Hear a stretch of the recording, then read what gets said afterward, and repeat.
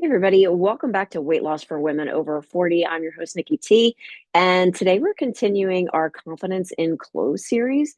And we're really going to be talking about something that pretty much every woman goes through and experiences, but we definitely don't share this with other women a lot, not least not women that we're not close with. So we're going to be talking about body anxiety in social situations. And I know you know what I'm talking about. I've talked about it on the podcast of that one critical moment in my life where we were getting ready to go somewhere, whether it's a dinner, a party, a work event, networking, maybe it's a wedding, and suddenly your brain goes into overdrive, right? And you start thinking things like, nothing looks good on me. I feel huge. What if people say, oh my gosh, she gained weight? Everyone else is going to look better than me. Whatever the squirrels are running around in your brain that are telling you, this is supposed to be a fun night, to go out and have an event or go networking or whatever. And that suddenly turns into this mental battle for yourself. It's like a ping pong match in your head where you just are like beating the crap out of yourself. I certainly have had firsthand experience in this. And even, you know, in present day, I still work on this. And it's definitely better, but there is an element too of like, for me, the person that I am embodying and want to be seen as. Granted, I have no control over how you guys see me, but there is a certain level that, that goes through my head of like, oh my gosh, I'm being judged, right? And that comes from my ballet background, of course, right? And I think there is an element of that for everyone, whether you were in ballet or not, right? So, and there's a lot of different sports that are very focused on the physicality, right? But I want you to get something out of this today. I want you to know that that anxiety that you feel in this moment isn't really about your body. This is my whole premise where I'm shifting my focus because I've been doing weight loss for over 20 years. I have it down to a science. I know exactly how to help my clients lose weight, but it's never about the weight. It is about the identity that you are operating from. And again, when you step into a social situation and you're feeling self conscious about your body, it is not about your body. It is not about how big your thighs are. It is not about how you feel like your stomach is pooching out everywhere or how you're uncomfortable in your clothes. It is truly about you and what you think your body is saying about you. So today I want to give you some strategies that will completely change how you walk into a social situation without needing to lose a single pound first. As a side note, I have a slight head cold today. So if my voice sounds a little bit off, I'm hoping that I don't need to grab any tissues. We're just going to go through this. This is not going to be a very long episode, but hopefully I don't cough and sneeze during this. So, why do social situations really trigger body anxiety? Social situations really amplify one thing, and that's being visible, being in front of people. They say that public speaking is the number one fear over death. People would rather die than publicly speak. Why is that? Because you are up there feeling like you're being judged, very visible. Like you might as well just be up on stage naked at that point, right? It's very vulnerable. But again, it's everything that's going on in your head. It really has nothing to do with the clothes you're wearing, the situation you're in, whatever it is, it's all in between your ears. I know when you're home, you're in comfortable clothes. Right now, I am in very comfortable clothes. I know I'm on Zoom. I'm definitely doing the past 2020 Zoom attire today because I don't feel great, and that's okay. I'm still showing up. I'm still here, and I'm still going to do this podcast. So, when you're in home and you're in that comfortable environment, you're not really thinking about how you look. You don't really care, right? But the moments where you have to get around people and know you will be seen, evaluating you, maybe photographing you, comparing themselves to you, your brain starts to switch into this self-monitoring mode. And this self-monitoring sounds like, how do I look when I'm sitting down? Is my stomach over my pants? Do my arms look big? Should I wear a sweater and cover myself up? Does she just glance at my body? I know she's looking at my butt. I know my butt is huge, and I know she's looking at my butt, right? Your brain becomes a surveillance system on yourself and around yourself. And I know from experience, it's exhausting. It truly is. One of the gifts that I give my clients is this mental peace, this mental freedom. Because if you're in dieter's mentality, there's a lot of chaos going on in your brain right now. There's a lot of mind drama. If you've ever watched a soap opera, and I mean no offense to this, to anybody that does, or anybody that's involved in soap opera, but it's very dramatic, right? It's very dramatic. It's like, you know what I'm talking about. It's very dramatic. And that's what our brain does to us. It dramatizes everything. And there's a lot of emotion that goes on in that. And there's a lot of comfort for a lot of us to be in that mindset. And it's exhausting. It really is, especially when you start becoming aware that you are in it and how much time you're spending in drama land. Here's the fun part that I always love, because I used to tell my boot camp clients, because I don't remember who it was, but I remember very specifically a boot camp client. So back in the day, I used to do boot camps in the park. I started off with mommy and me boot camps. They were so much fun. And then it kind of progressed to a women's boot camp. You could bring your kids. It was awesome. We were out in the park and everything. But I remember this one woman coming to me before she had joined, and she asked, well, what if other people are watching us in the park? And I was like, there's a high probability that someone in the park is going to be watching you work out. And she, now I know looking back, she was very exposed and very felt vulnerable working out. And I think that's a big thing for women, that, especially if you're wanting to lose weight, you don't want to put that on show for everyone, right? You want everyone to see the finished product. This is why most women don't like going to the gym. This is why you feel like you need to lose, 5, 10 pounds before you get into the gym or working with a personal trainer or whatever it is, right? And it's all brain drama. I don't want to minimize what you're feeling, because it is valid. It 100% is valid. But the work I do is on the mindset, the psychology of why you're not taking that step. Why do you feel like you need to lose weight before you take that step?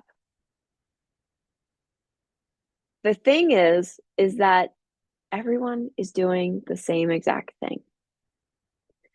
The people that showed up at my boot camp class out in the park and the people that watched them, I guarantee you, if I went and polled those people that were watching, there might have been some that were a little judgmental. That says more about them than it does about the person they were judging. But a lot of people would have been like, man, you go, girl, you go, woman. You get what you came for, type thing, right? Or they're thinking about themselves. Man, I should be doing that, right? Everyone is always judging themselves. Most people at an event are way more focused on their own insecurities than your body. And I know we're very egocentric, and I think it's a protective mechanism, right? But a lot of times we show up and we're so self-conscious about ourselves, and everybody else is very self-conscious about themselves too. So knowing that you're kind of in the same boat, doesn't that feel a little bit more freeing? I know it does for me. So I'm going to give you some strategies that you can work on when you're at your next event, when you're networking, whatever it is. Strategy number 1, I want you to shift the focus of the room.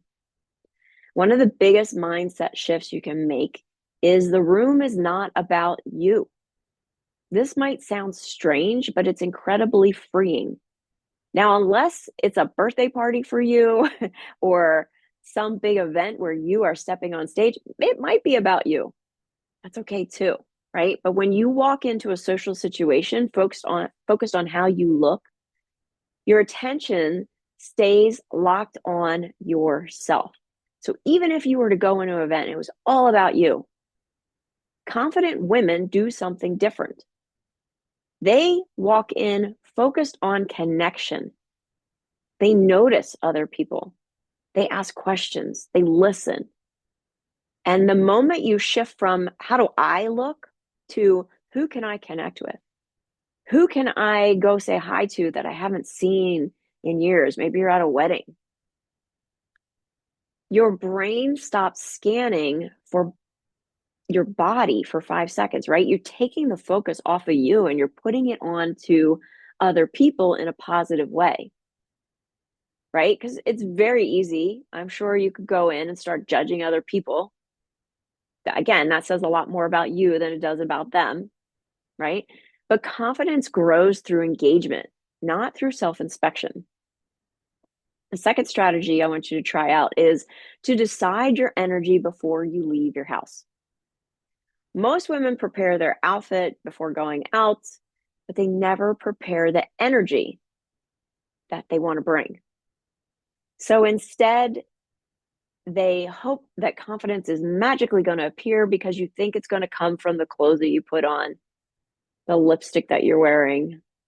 It doesn't work that way. Confidence is usually a decision before you can embody it. So before you walk out that door of your house, ask yourself, how do I want to show up tonight? This could be at a dinner event for family and friends, like all different kind of scale. This could be, like I said, a networking event. It could be a women's event. It could be a symposium. It could be having coffee with four friends that you don't quite know very well, that you're getting to know, right? How do you want to show up? Do you want to be warm and playful, curious, relaxed, magnetic? Love magnetic. When you decide your energy first, your body becomes secondary. And people remember how you made them feel, not whether your jeans or your pants were one size bigger. I remember going into a networking event and I was practicing being magnetic, like embodying that energy. And I thought it was fascinating. Like, please do this experiment and see what happens. I remember going into that event and I was just thinking about being magnetic and whatever that comes with that, right? So, and I remember hearing someone came up to me, a couple of people came up to me and said, "Oh, so and so is looking for you. They want to meet you." And I was like, "That's so interesting. I don't know this woman at all, right?" And I thought it was it was just interesting. It was fascinating to me. And when I did finally meet her, she had told me she had listened to the podcast and, you know, wanted to meet me and was so excited to meet me. And we wound up working together. And it was a great working relationship. Um, but again, I find it fascinating when you start playing with these emotions, these energy flows, how it shows up in your life. And it sounds a little wooey. I get that. But again, if you were to walk into a room where two people were arguing and you walk into that room, you can feel the tension. You can feel the energy that they are having between each other, right? You feel uncomfortable. There's something about the energy that we have, right? We're energetic beings. We are made of energy. So why is it so implausible that we can't practice embodying a feeling, embodying an emotion that we want to embrace and have it basically ebb and flow out of our bodies, right? Just something to think about. All right, strategy number 3 is stop pre-imagining judgment. I was so good at this, like creating a story when nothing has happened, playing it out in advance of all the scenarios that could possibly happen, right? It's one of the biggest anxiety triggers that happens before you arrive. You start imagining what people are thinking about you. She's gained weight. She used to look better. She must have let herself go. Most of that judgment exists only in your head. And when you rehearse negative reactions, your nervous system experiences them as real. So every time you are portraying a new scenario that hasn't happened and it's not in your favor, I want to caution you to continue. Cut it off, because your brain is doesn't know the difference between fantasy and reality. This is why we get sucked into movies so easily. I currently am watching the morning show, and I thought season 1 was great, but there was a like I there's a moment that I don't want to give a spoiler alert, but I have issue with people taking advantage of other people's bodies in particular, right? Of course, don't take advantage of anybody any other sense, but thinking that a body you can just do whatever the hell you want with to somebody else's body is not cool. And it's a no. And I was up thinking about that. And I was telling someone the next day, and they were like, it's just a TV show. And I was like, yeah, it is just a TV show, but this kind of stuff is going on in real life. And it pisses me off, right? The scenarios that, that you see, like I'm watching the show and it's triggering these emotions for me. Did anything actually happen to me in that moment or to anybody that I know? No. But it stirs things up. Your brain starts thinking this is real, right? So by the time you arrive at the event, and if you're playing these stories, these scenarios that haven't happened, or you're like, do you remember last time? Like, again, the past is the past. It doesn't exist anymore. We can bring it up and we can kind of remember it. But again, it doesn't exist in this present moment. So when you arrive and you've done all this projecting, your body already feels defeated before you even walk in the door of the event. Interrupt that thought pattern. When your brain starts predicating judgment, tell yourself, I actually don't know what anyone is thinking, because you honestly do not know. Unless someone directly tells you verbally, I think those pants are absolutely hideous on you, right? Somebody says something like that to you, then you know what they're thinking. And if someone does come up and say anything to you, again, it says more about them than it does you. What type of person comes up to another person and says, those pants look horrible? Or, oh my goodness, you've gained some weight. Perfect example when you're in a family situation. I noticed that you gained weight. Yeah, so what? Right? Again, that tells you more about the other person than it does you. And assuming the worst drains your confidence before the night even begins. Strategy number 4, wear clothes that support you, not punish you. This one is really big in this whole confidence clothing series, right? A lot of women choose outfits based on what they think they should fit into. They pick clothes that are slightly too tight or clothes that they're hoping will motivate them to lose weight. Stop punishing yourself by squeezing into something. Yes, you can try it on and go, okay, I'm not there yet. That's okay. But to kind of force yourself into clothes that don't fit so you can feel horrible about yourself does not help the situation. Uncomfortable clothing keeps your brain focused on your body all night. I want you to think about that. Think about if you're wearing a shirt that feels uncomfortable. You're adjusting, you're pulling, you're checking, right? Confidence-friendly clothes do the exact opposite. They allow you to forget your body, right? They allow you to move through. You can find something that fits your current body that looks amazing on you. And when you forget about your body, you naturally show up more relaxed, right? If you're not so focused on you, you show up in a different way. So confidence isn't about squeezing into something impressive, it's about wearing something that lets your personality breathe. Strategy number 5, stop waiting to be the after version of yourself. This is the trap that keeps you stuck, right? You keep thinking, I will feel confident once I lose the weight. I will put off XYZ until I lose the weight. But life doesn't pause until you become the after photo. There will always be another event, another dinner, another trip, another celebration. You putting, oh my gosh, my daughter's wedding is coming up, so I'm going to get in fabulous shape, or my 20th, 30th, 50th reunion of high school is coming up. I need to get in fabulous. Do it for yourself on a regular basis. If you keep postponing confidence in your body until it changes, you're going to end up missing moments that actually matter. Confidence doesn't come from arriving at the perfect body. It comes from stopping the war you have with yourself. So when you think about the most confident woman in a room, it is rarely about her body.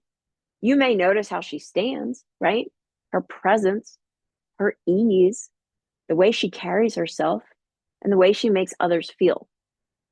So I want you to imagine, like when I was writing this, I was imagining people that I had met in networking, all various sizes, all various personalities, all various outfits. And what exudes from them it doesn't have to do with the shape of their body or anything like that. It was their presence, the way they carried themselves, the way they made other people feel. Confidence is an energy signal, it is not a body measurement. And the moment you understand that, social situations stop feeling like an evaluation and start feeling like experiences again. So, if social situations have been stressful because of body anxiety, please know that you are not the only one that feels this way. I told you earlier, I still deal with this, I still go through this.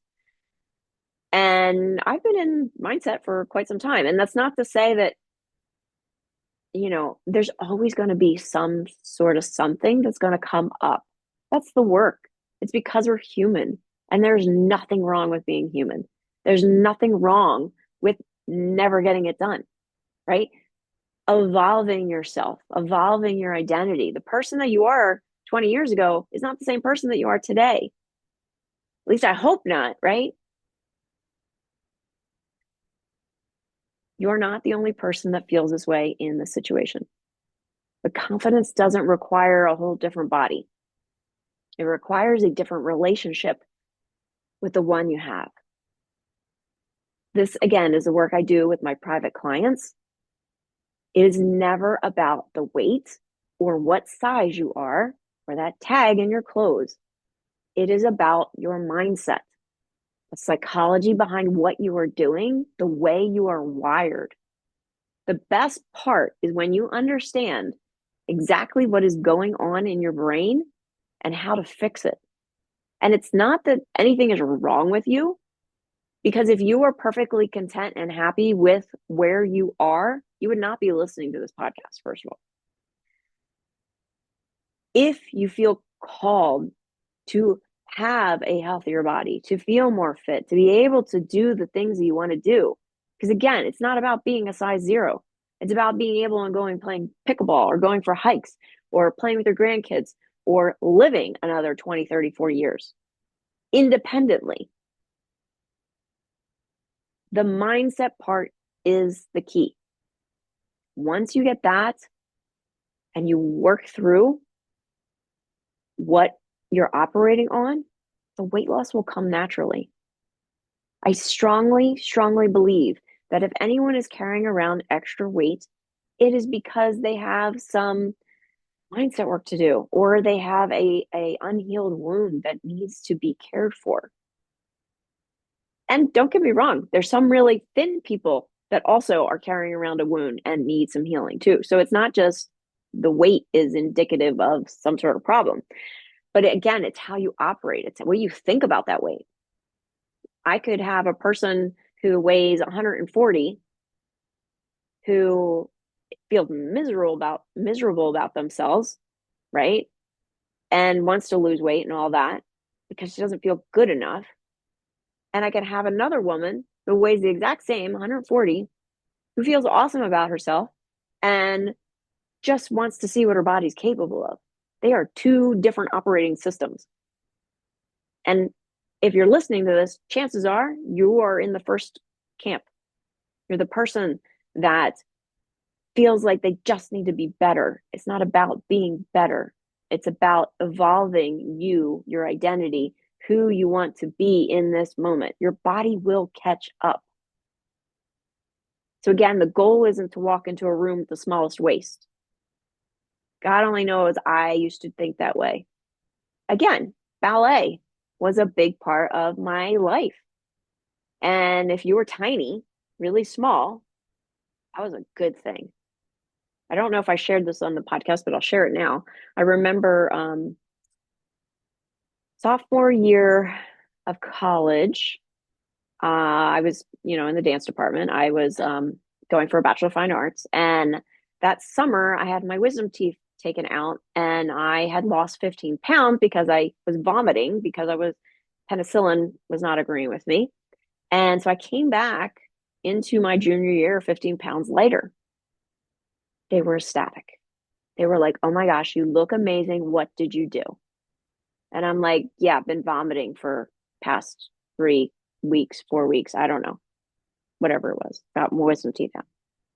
Again, the ballet world is a whole nother topic, but I know for a fact that a lot of women think this too. When you are sick and you lose some weight and you come back, a lot of people are like, oh my God, you look amazing. What did you do? Well, I've been sick for 4 weeks, right? And there's some psychotic part in our brain that goes, yeah, this is a good thing. I need to be sick more because then I'll be thin. I'll be leaner. This is what we're operating on. Again, the goal is to walk into that room fully present in your body, no matter what shape or size it is, and live your life, right? Not telling you not to lose the weight because it will happen. It will happen when you get your mind set up for success. So, this is what this Confidence in Clothing series is really about and is really focused on. If you want guidance and support and you want me to coach you, go to weightlossforwomenover40.net/call and let's see if we can work together. You've got enough to deal with. Imagine how freeing it would be to cross losing weight off your list permanently. Because again, when you set your mindset up for success, the weight will come off. If you enjoy this episode, make sure you hit that follow button and so you don't miss the next one coming up in the series. And if this episode made you think of a friend who could use some of these strategies, or even a podcast episode that you've listened to in the past, send it to them, please. Let them know that it's very normal the way we think, but it doesn't have to continue, right? Confidence becomes a lot easier when we stop believing we're the only ones figuring it out, right? The diet industry, I know, has, sorry for lack of a better word, mind effed us, but it is possible for you to get the body that you want, but it's not going to happen from beating yourself, forcing yourself, and shaming yourself and berating and all that lovely stuff that we keep doing to ourselves, right? It comes from understanding how you're operating and the mindset shifts that you need, the rewiring. And again, there's nothing wrong with you. It's just this is how we were taught. It's like if you learned French incorrectly, somebody taught you bad French and the accent was all wrong. Not a problem. Just learn French the way it's supposed to be spoken. That's it.